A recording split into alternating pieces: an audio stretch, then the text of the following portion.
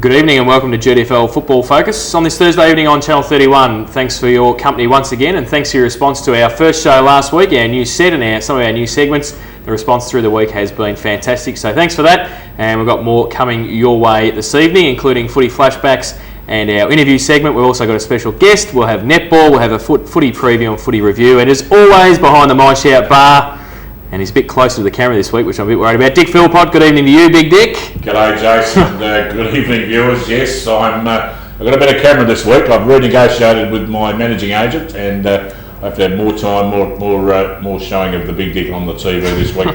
But laugh in the background of the studio audience. But as you can see, we're still at the magnificent My Shout bar, and it's My Shout are the company to ring whenever you want a 50-year-old party or a 21st or just some sort of a get-together, get the bar out there, and it's just magnificent. And it's been a big week, not only in football, but in netball too, they told me, Jason. Yes, that's right, and we'll start, as always, on Thursday night with GDFL Netball.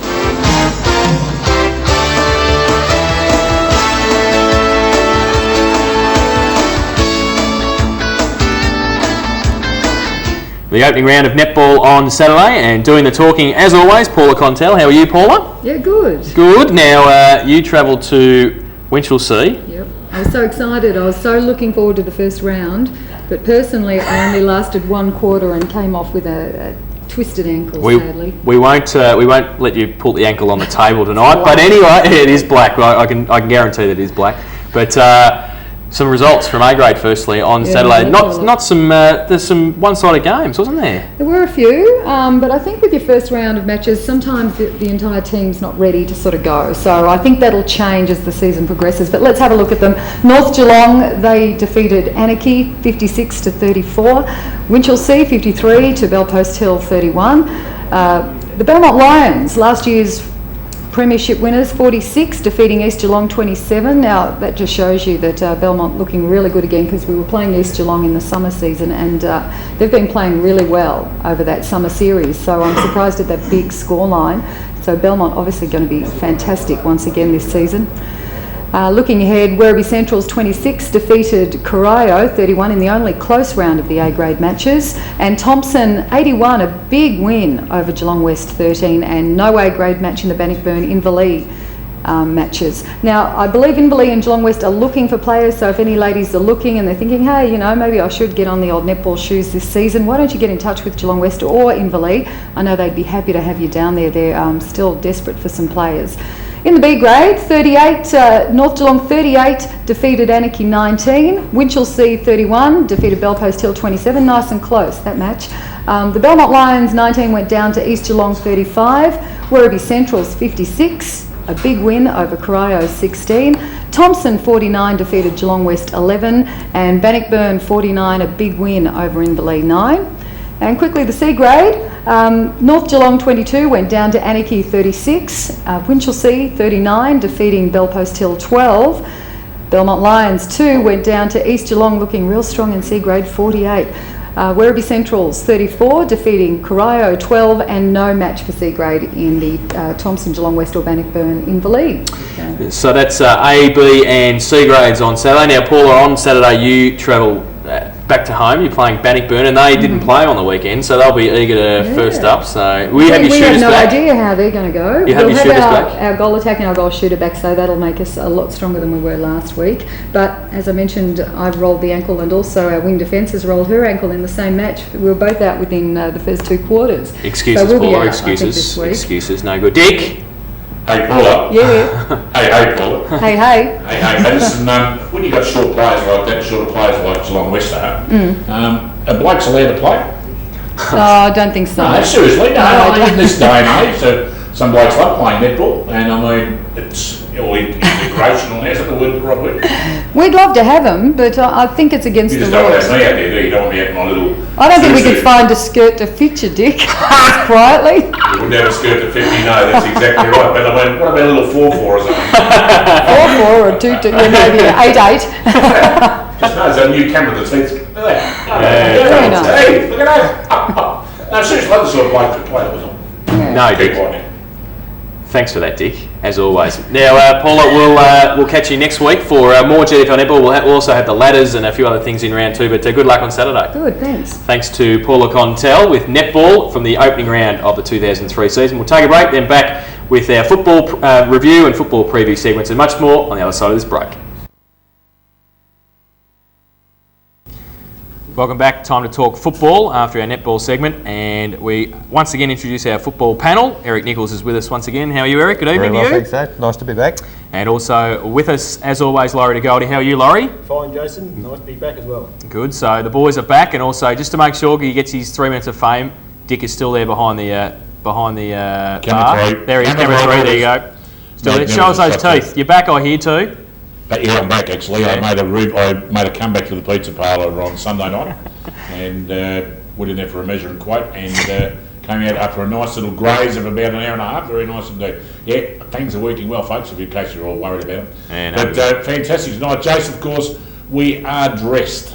Thank God for that. We are dressed by the premium men's outfitter in Geelong, Brown's Men's Land. Jim Brown and Terry and everyone out there. They've dressed the boys tonight. Me, I'm in a very snappy little blue number, and of course the boys look like the Blues Brothers. Gone stupid out sitting over there. Huey, Dewey, and Louie, but it looks fantastic. We thank Brown's Men's Land for dressing us for the entire Channel 31 season this year. And as you can see, folks, if they can fit the big fella, they can fit anybody in Geelong. So you don't have to go to Race Tent City anymore, you big blokes. You go down to Brown's Men's Land and tell them that Dick sent you. I saw something being built in Highton, which was about your size, Dick, I think, the other day. But anyway, we're dressed in blue tonight because we knew that our special guest was going to be wearing blue as well, and that is the coach of the Geelong West Sporting Club. See, I knew, Dick. Steve Gates is here. Steve, how are you? Good, thanks, Jason. Now, unfortunately, I think we probably caught you on a bad week because it was round 1 on the weekend, and the boys, unfortunately, started with a loss, and it was a pretty big loss to Thompson. Yeah, it was actually, and to Thompson's credit, they played fantastic footy yesterday. And look, right from the start, since I've been down there, it's been a rebuilding stage, but I didn't think we'd have to be going to the extent we were yesterday.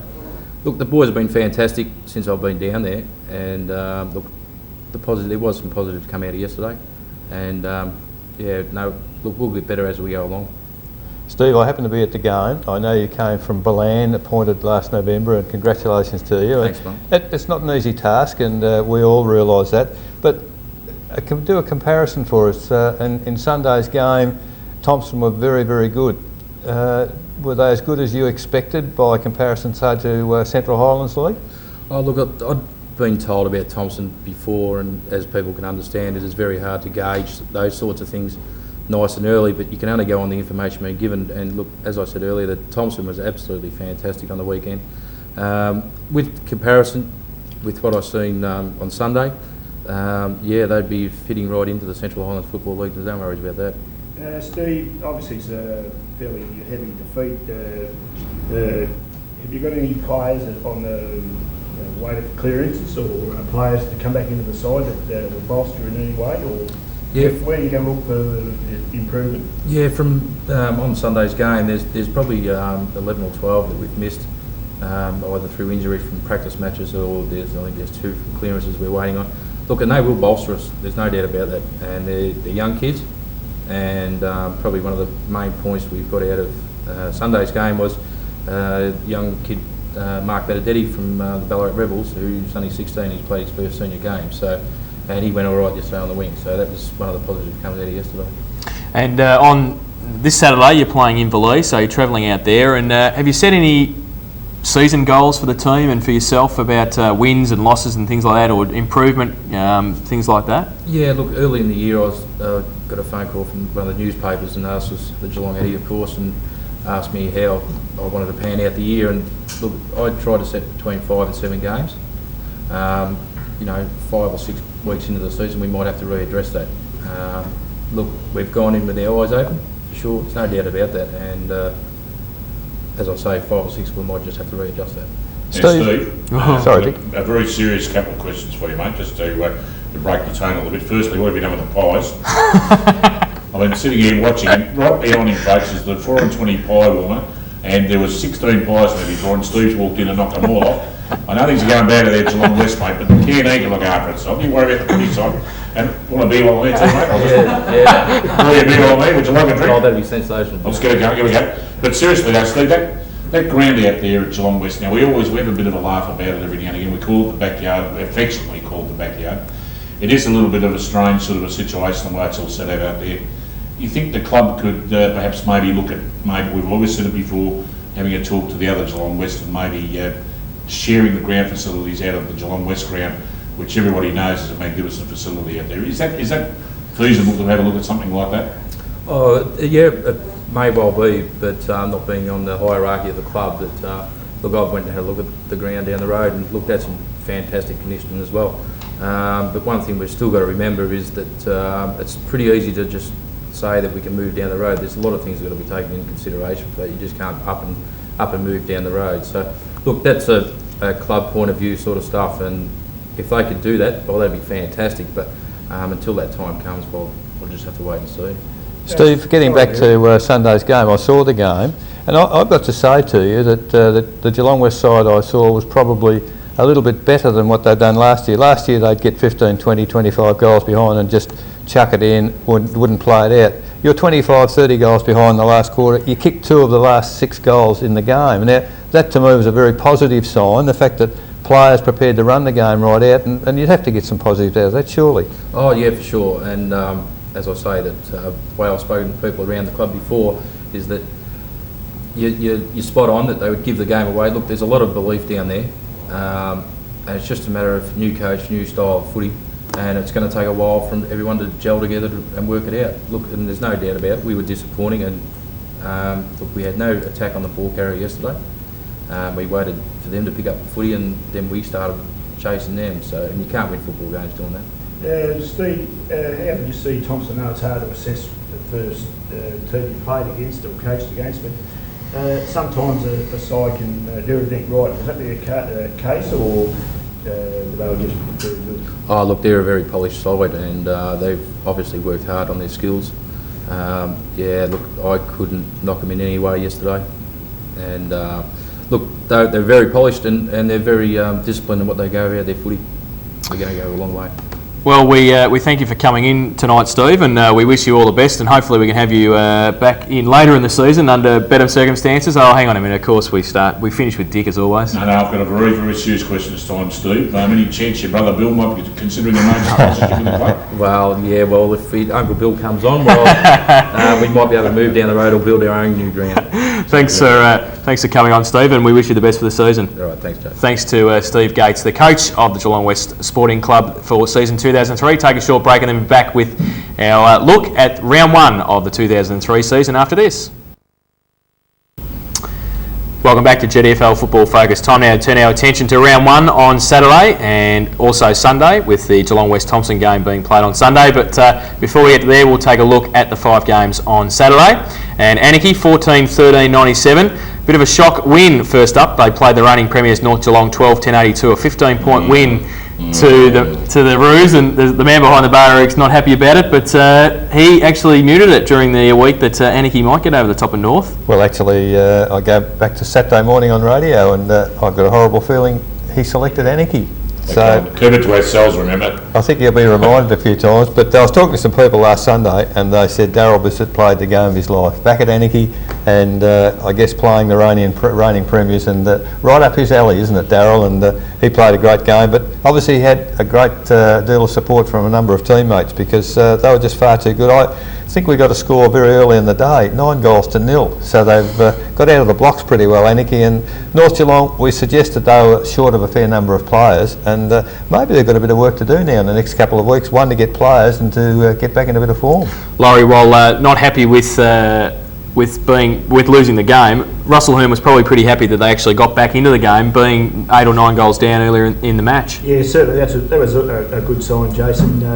You know, years gone by, we've always thought it's fairly hard to go out to Anarchy, and I think the sides that do travel out this year are going to find it a lot more difficult to win out there. You know, Daryl is an old warhorse now, and he always plays very, very well. And no, Russell will be pleased with that. But you know, I guess they've got a few players that come into the side again, and you know, you tend to look at him as premiers from one year to the next, but he'll work at them, and they'll just take one game at a time, I guess.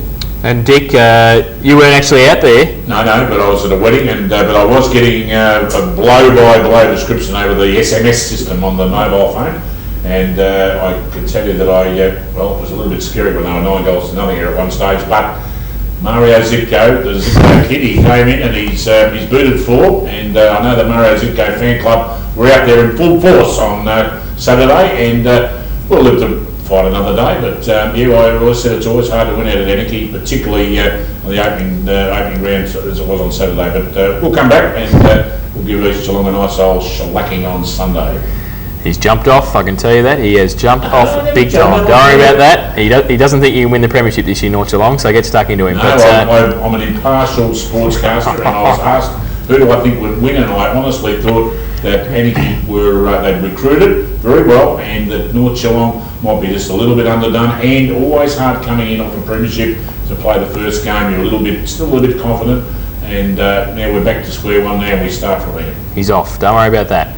Werribee Centrals were at home at Galvin Park. They were playing Corio, last year's runners-up, and the Devils, they went on their merry way, coached by Kevin Dans this year. 22-16, 148, they defeated Werribee Centrals 11-17, 83. A big win for Corio first up, Eric. Yes, certainly was, Jason, and I guess a lot of people weren't surprised at the win, but the magnitude of the win probably surprised quite a few. 11 goals, that's a very big win at Werribee, and we were talking to Ricky O'Toole last week. He suggested that Corio were as good, if not better, than they were last year. I tell you what, that first round result indicates it might be right. And Laurie, we always sometimes don't know what's going on in Werribee, but they've come up against Corio first game, so it might take them a couple more weeks to try and work out their side. That's right, Jason. If I recall, last year I think they played the first game there as well, and last year and won. But Ricky's a pretty good judge, and he did say that they're a better side than they were last year, and also spoke to the Werribee boys the week before, and they were quite happy with their recruiting and so forth. So that indicates to me that's a very, very good Corio side, and they shared the goals around, and obviously Ricky's probably right. They look to me they might be better than last year. So Werribee Central's going down to Corio by 65 points at Galvin Park. And our next game to look at is East Geelong and the Belmont Lions, and that was at Richmond Crescent. And the closest game of the round, 13-9-87 East Geelong. They went down in the Mark Lomas Shield to the Belmont Lions, 12-16, 88. So a great finish to the game. And Eric, the Belmont Lions, there was a little bit of conjecture during last week about whether they would, without Tom Hall and a few other players, but they got their side on the ground, and they've had a great win in the end. They have at the end of the day, Jason, and it surprised me, the scores coming through the day whilst we were broadcasting. I thought there must have been a howling gale at Richmond Crescent, because each team kicking the first third quarter scored very well, second and fourth the opposition team, so that all the scoring appeared to have been done at one end of the ground, and that most unusual at Richmond Crescent. And Belmont Lions had that end in the last quarter, obviously, got home by a point. I don't know whether David van der Poel would be that furious about the loss. They've obviously played pretty well, but I suppose a loss is a loss. And Laurie, they getting that close, as Eric said, it's hard to lose those games first up, isn't it? Well, I think Dave was very disappointed that he didn't get the 4 points. Look, it was a great game out there. I believe they had a big sponsors day there, so that really tipped it off to be a great result. And they played for the Lomas Shield, of course, and to win it by a point, you don't get much closer than that. But the pleasing part, as far as I was concerned, as far as GDFL goes, Michael O'Leary's back, and I see he was in the best player. So we've got Michael and Sean kicked a few goals, and look, I've seen Michael play a lot of footy. He's a good player, and it's lovely to see him back and seeing the game out and play so well. So the Belmont Lions winners over East Geelong by a point on Saturday. Winchelsea were at home and they were playing Bellpost Hill, and we heard during the off-season that Winchelsea were struggling for a few numbers. Well, the Panthers didn't give them the start they would like in season 2003. 25-21, 171 Bellpost Hill, Winchelsea 8-10, 58, 113-point win to to Belpost Hill, who finished in the finals last year, Eric, and would be looking to stride further this year. Yeah, certainly, Jason. The game started off fairly slowly with both sides pretty closely matched for the first quarter and a bit, but then Belpost Hill obviously put the foot on the pedal and went right away in the second half. And it's a very good sign for Belpost Hill. Disappointing perhaps for Paul Price and Winchelsea, but they've got 8 goals on the board. Now, many games last year they didn't get 8 goals, so perhaps that's a good sign. And Laurie, your home side, Belpost Hill, you would have been happy to see them have a big win? Well, I was, Jason, because I thought at the end of last season they looked like they were going to lose a few players, and they were pretty important side last year because they got into the finals and did fairly well, and I just thought, well, they probably need a few players, not to lose a few, and to kick 25 goals, and they've got a new coach as well, so I would assume all these sides are a bit better that have got new coaches, and kick 25 goals is a good afternoon's work. So Belpost Hill winners over Winchelsea on Saturday. Our match day coverage on Channel 31 and 94.7 The Pulse on Saturday was Bannockburn and Inverleigh out at Victoria Park. And the Tigers, they came away with a 69-point win, 21-10 at 136. They defeated Inverleigh 9-13-67.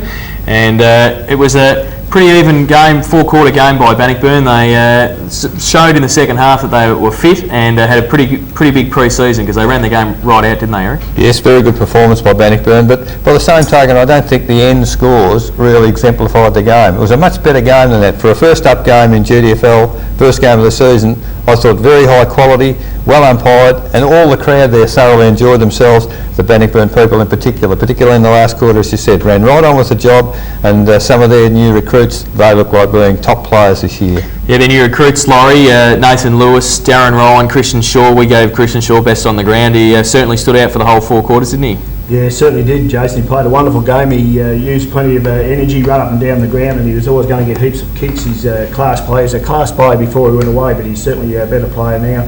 They certainly have a lot of recruits. I thought the standard of football out there was very, very good.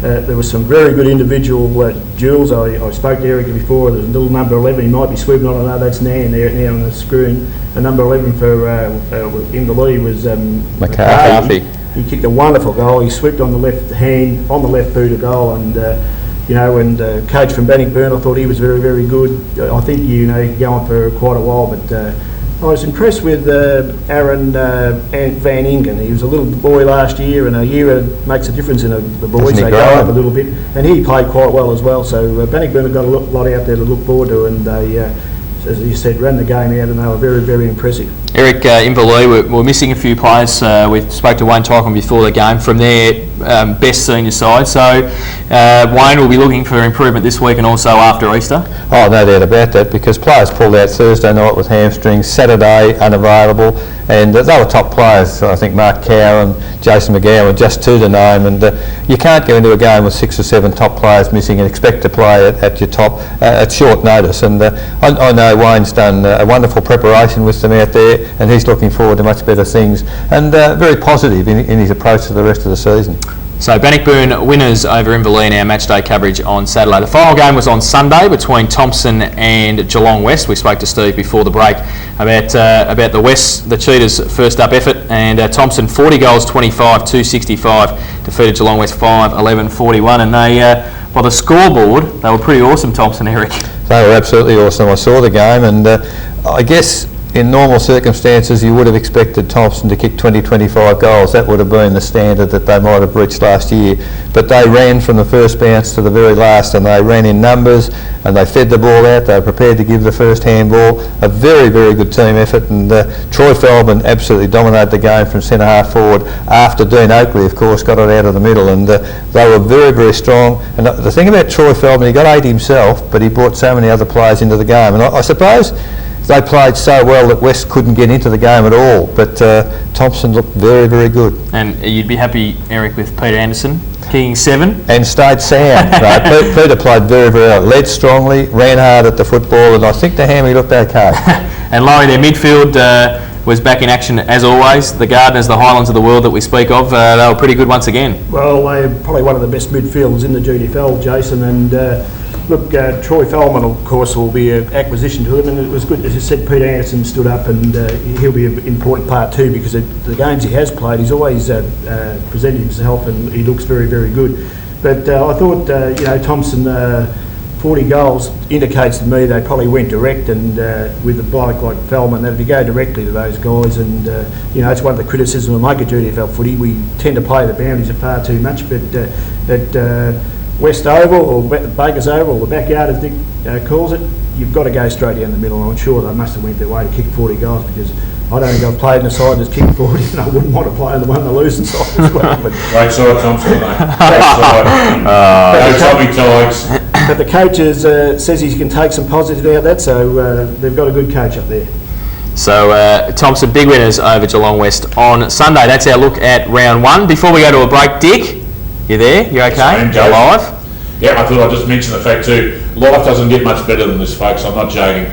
We're sitting here in one of probably the greatest bars you'll ever see on television. Don't worry about the other one on the other channel or later on tonight. This is the bar, and it's as you can see, it's my shout. And if you want to talk to the boys from my shout, Andy Fox and the boys out there, just ring them on 1300 133 553, and they'll set this up. I won't be coming, unfortunately, folks. You can always invite me if you wanted that, and of course I don't much.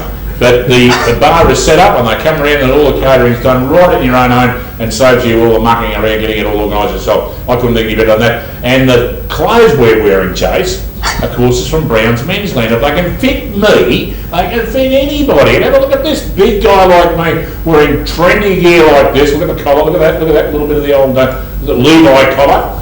And the boys looking fantastic, all pretty in blue over there. I tell you what, Brown's Men's Land down in Packington Street. You wander in there and tell them that you saw the footy show, and that Big Dick said you've got to fit me, I'm a big bloke too. You're going to be laughing there. So we've travelled on pretty well, aren't we, folks? Take a breath, Dick. We'll take a break.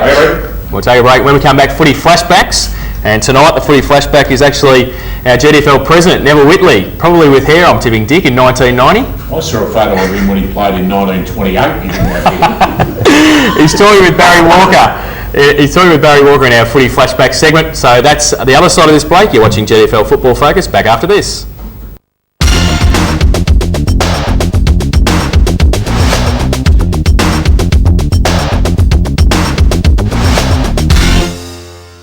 And with me this afternoon I have the President of the Geelong District Football League, Mr. Neville Whitley. Welcome to Winter Reserve, Neville. Good to be here, Barry. Well, Neville, just seen you here this afternoon. A few questions on how the GDFL has gone this year. I see started off with Division 1, Division 2, both playing against each other. How do you think it has gone so far this year? I think it's been successful. Last week I noticed there was a couple of high wins to some of the sides, but overall I think it's been a good experience and experiment, and I don't know whether it'll go on for other years. It's just a matter of us picking up a couple more clubs, and then we would probably go back to the 2-division structure. But I think the second division sides have acquitted themselves quite well against the Division 1s, and it's been good experience for them, and it tests them out and lets them know how good they're going to be if they do get elevated to Division 1. This year the league played a interleague game and against Southwest Districts out at North Geelong. That's right. Very successful.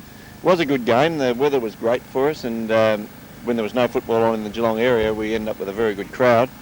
Was successful as far as the game went. We just got defeated by 1 point, and that was probably a good effort, but good efforts are not good enough in football. There's only one winner, and that's to win the game, and we were a bit disappointed that we lost, but the guys acquitted themselves very well on the day, and we have no regrets in losing, but we hope that we can come back next year and maybe play the same side and get up with a win. Overall, with the clubs that are in the GDFL, numbers. Now, country football seems to struggle regarding numbers when you get down to seconds and your junior grades. How are the clubs holding up, do you feel, this year? Most of the clubs have been all right. There is a couple that are struggling now because they haven't been winning, but and that's always happens when you find that your side and your club is not winning. People tend to drop off because they don't want to belong to losers. They want to be winners, and it's a shame that that happens. But overall, I think most of the clubs are experiencing that they have got numbers, but it's juniors that is our problem. We don't seem to be getting enough players playing the junior level. I just watched the game here early this morning, and people keep pushing for Saturday morning football at under 17, under 18 age limit, and I don't know why we haven't converted to Sunday football for juniors, because I was here, as I said earlier, and there was probably about 5 or 6 cars here, and the lads don't get enough support out of that. Where on a Sunday, I think that it would help the clubs. The hotels are open now on Sundays, and I'm sure that the clubs would get a bit more revenue out of it by having the junior games on a Sunday and having more people around their clubs. Talking about Sunday football, has the GDFL considered playing games on a Sunday? We have considered it in the past, but most of the clubs have walked away from it because of the trying to keep them on the straight and narrow on a Saturday night. Saturday has been seen to be the day to play football, but we leave it up to the clubs. Any of the clubs that want to play Sunday football, it's quite up to them if they can negotiate between one another and to play Sundays. We would support it. We don't push it as a league. We have spoken about it, but we just leave it up to the clubs if they want to experiment with it. Probably just a little controversial one to finish. I see in the paper this week where it was mooted 2 leagues around Geelong. How do you think that would go? Well, I was with Mr Matheson last week, and I haven't read the article because I've been away on holidays as well this week, but he must have got it slipped in while I was away, so I wouldn't have any comeback at him, but I might have to go to the press next week. But I can see Don's point of view, but what I'd like to point out to him is that we already had that sort of system 10 years ago, and he was one of the negotiators that sort of pushed to split the 2 leagues. Geelong District Football has been going for a lot of years. The GFL have only been going for 10 years. I might add that they are the youngest league around the area. They seem to dominate the press. They seem to dominate and try and stand over other leagues. But we're a force to be reckoned with, and I don't like to be trodden on like that. And we come back fighting because I'm only in here to point our clubs in the right direction. If Don believes that his league is waning in some way and wants to prop it up with other clubs, well, that's his business. But we believe that the structure has been all right, the three division structure in the Geelong area. But I don't go along with it. He hasn't sold it to me, and as I said, I spoke to him last week about it. But he just wants to have 20 sides that he can choose and pick from. Right, well, thank you very much for the interview this afternoon, Neville, and I hope that you enjoyed the game here at the Winter Reserve between East Belmont and Bannockburn.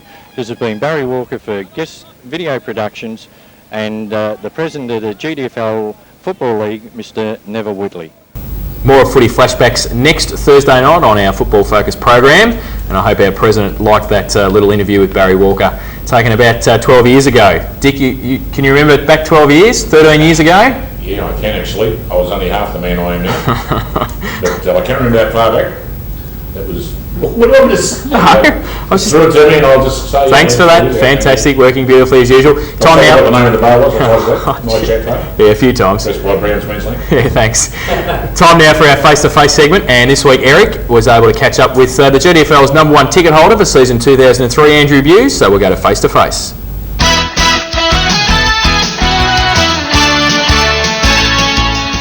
At the Geelong District Football League launch, it's a very, very proud moment for me because a few moments ago, the gentleman beside me has been announced as the #1 ticket holder for the league for this year, and he's a long-time mate of mine from junior football. Welcome, Andrew Buse. Eric, thanks, and it's a wonderful pleasure to be here, and a very great honour to be bestowed.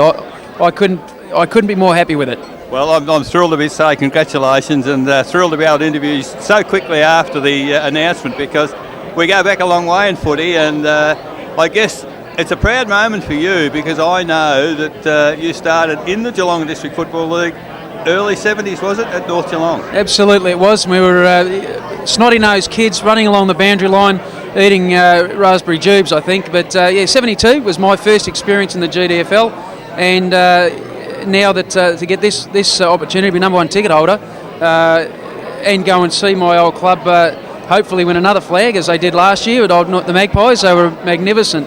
Close tussle last year with Cryo. So no, it's I hope to see quite a few games, and being as freelance as I am now, things will happen. It'll be great. Yeah, and I guess my first direct involvement, late 70s, early 80s with Teal Cup and Celtics Cup and all of those sort of activities. as a lead into your early days at the Geelong Footy Club, and I know you had a healthy respect for North Geelong and what they did for you in those early days. Oh, look, it was magnificent, and I think it was when football was, when junior football was developing at certainly a rapid rate. I think that my experience in the under-13s, I had 3 years at the Magpies in the under-13 group. I then went straight up into the 15s and coached by the legendary Kevin Harrington. And in the 13s, we actually had Jackie Barclay, the Goose. So we had terrific coaches, and I think even Ronnie Willis gave us a stint there at one stage. But it was just magnificent grounding. And those guys, legends at the club, were very knowledgeable football people and gave me a great start. And then the opportunities to be coached by people like yourself in some of the representative footy, certainly it was just magnificent. And I do look back and I think that those years being nurtured through that system was what put me into the position where I was lucky enough to play a few games at AFL, VFL. Yeah, a few games, more than a few games, and it's a very proud thing for me to sit back and look at your career. Played at Geelong, went to Brisbane, played many AFL games, and that's fantastic. But to come to a night like tonight and see you accept this award or honour, whatever you like to call it, and put something back into grassroots football, and to me, that's really what it's all about. Yeah, look, it is. For me, it's a real great opportunity. One, I suppose, to represent a competition that's very vibrant and healthy, and it was one that I came from. So to see it survive, where you see many other competitions around the state and around the country floundering and struggling, and it's just great to be part of something that really is going ahead in leaps and bounds. So from that point of view, I just couldn't be more excited and happy with it. And very interesting to note that because you are freelance, throughout the season at different times, you will be appearing on the GDFL Footy Focus on Channel 31 of a Thursday night. Well, I'm looking forward to that because, as you would know, things happen spontaneously and you just never know what you're going to get. So, no, look, I'll really cherish those times. It'll be great to catch up with you guys, but you just never know what might happen on those eves. Yes, I can know. You've been prone to play an odd trick. Andrew, seriously, congratulations, fantastic honour, and thanks for spending a few moments with me tonight. Thanks, Eric, and looking forward to the season to come. It's been Andrew Bewes, who's been appointed this evening as the #1 ticket holder for the Geelong District Football League for year 2003. Welcome back to GDFL Football Focus. More face-to-face and footy flashbacks next Thursday night on the show. But before we go to our preview of round 2 of the season, Dick, some of our other sponsors. I've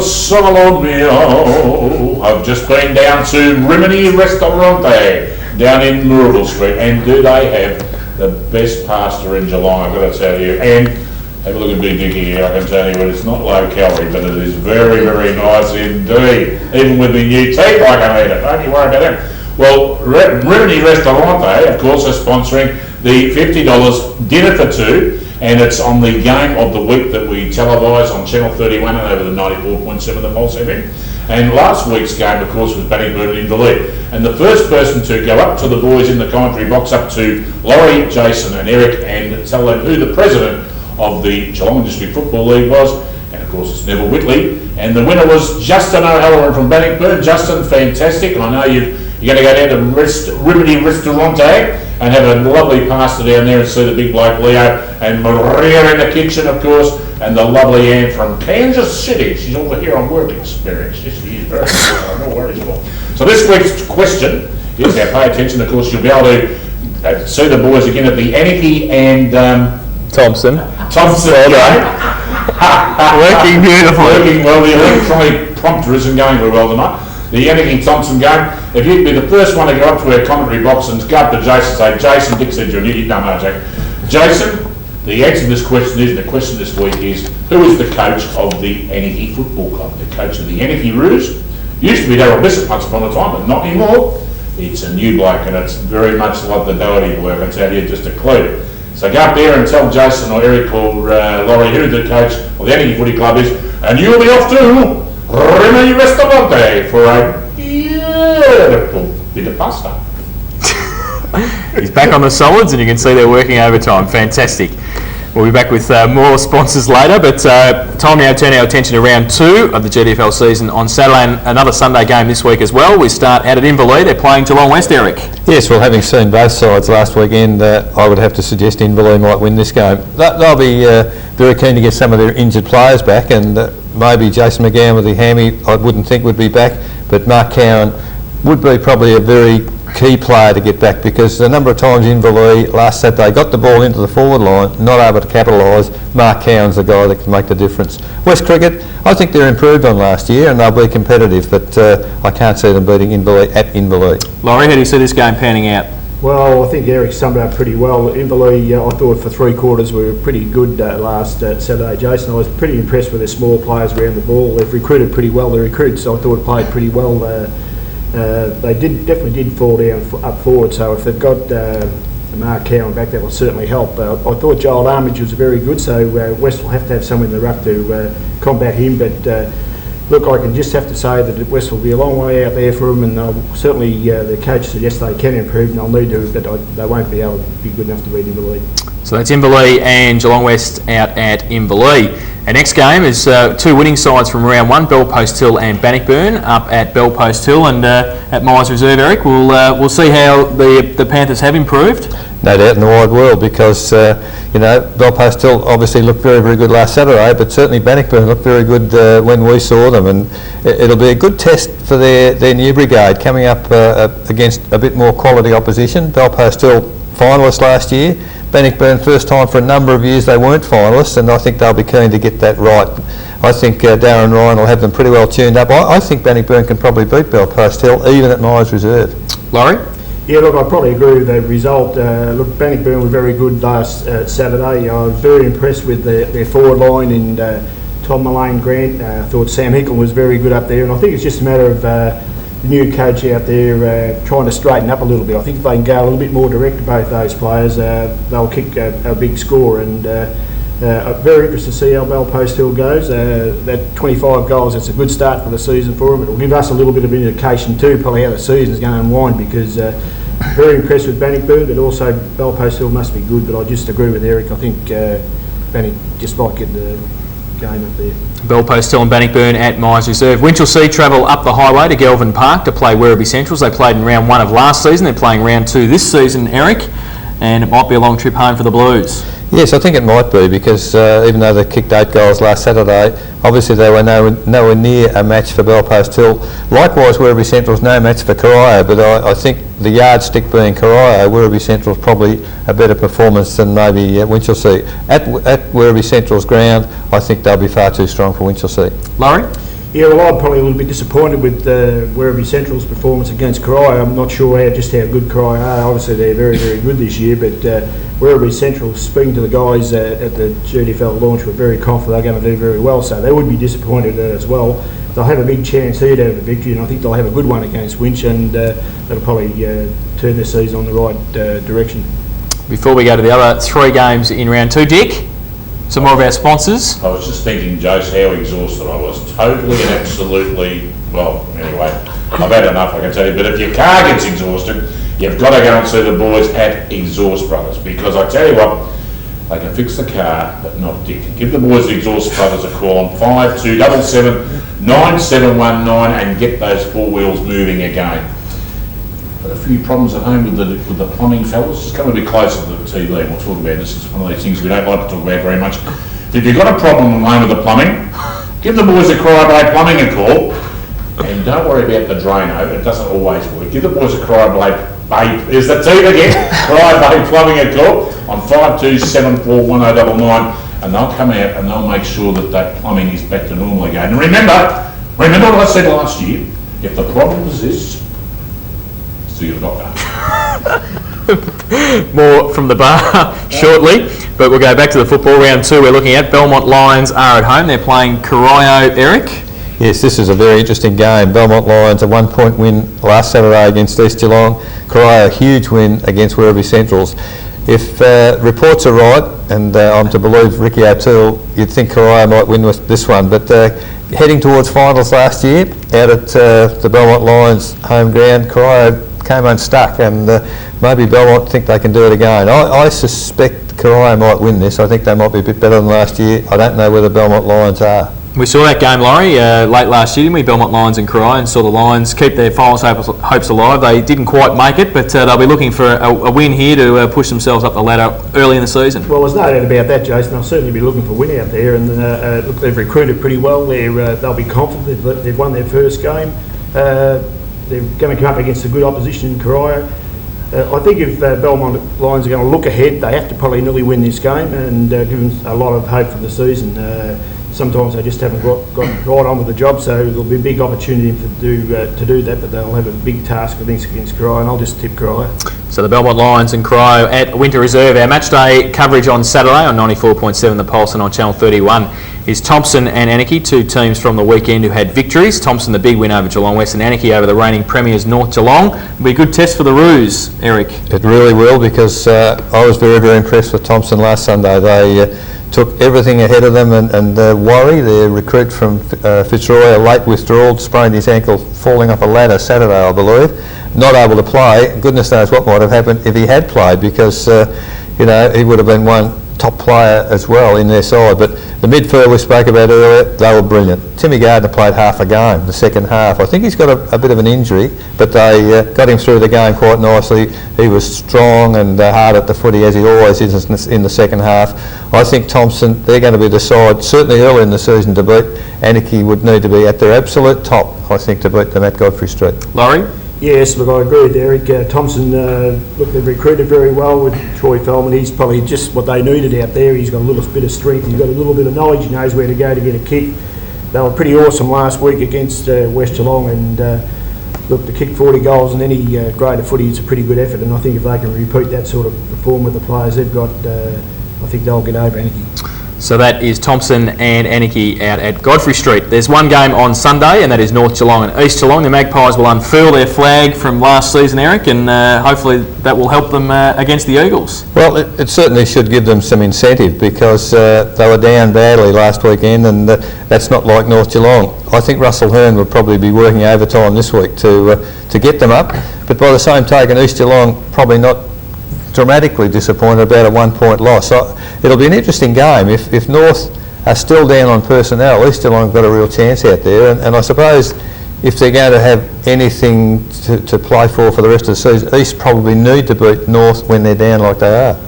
Laurie? Yes, well, the big incentive, of course, will be the unfurling of the flag, Jason. I'll be running on adrenaline there for quite a while, and look, I'm not sure whether that'll get them over the line, because I was pretty impressed with East Geelong. I think they're a much more even side this year. I touched on Michael O'Leary before, just for one, and Sean O'Leary. I just think their combination is certainly better than it was last year. North Geelong maybe not quite as good.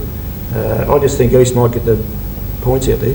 So that is North Geelong and East Geelong on Sunday, and that completes round 2 of the GDFL. Now, Dick, to finish our show, some more of our sponsors. Has to go on quick when you're having a good time. I'll tell you what about the ball tonight. Especially our new gear here. I'm going to mention again, there's a pretty good plug around Queensland. I don't know, there's nice gear to wear. It's in the My Shout bar. But we're having a quick cheerio, Chase, before I do the ads. There's a lady who lives up in Preston who watches our show every week.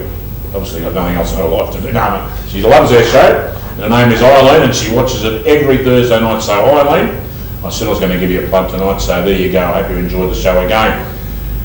Girls, it's that time of the year again when Uncle Dickie asks you that very, very important question. Would you like to be laid anywhere in the house 7 days a week? Well, you can. There is absolutely no problem with that, because if you see the boys from Carpet Choice and give them a ring on 132008, that's 132008, they will lay you anywhere in the house 7 days a week, no questions asked. Back passage, lounge room, the whole shooting match, 7 days a week, 132008.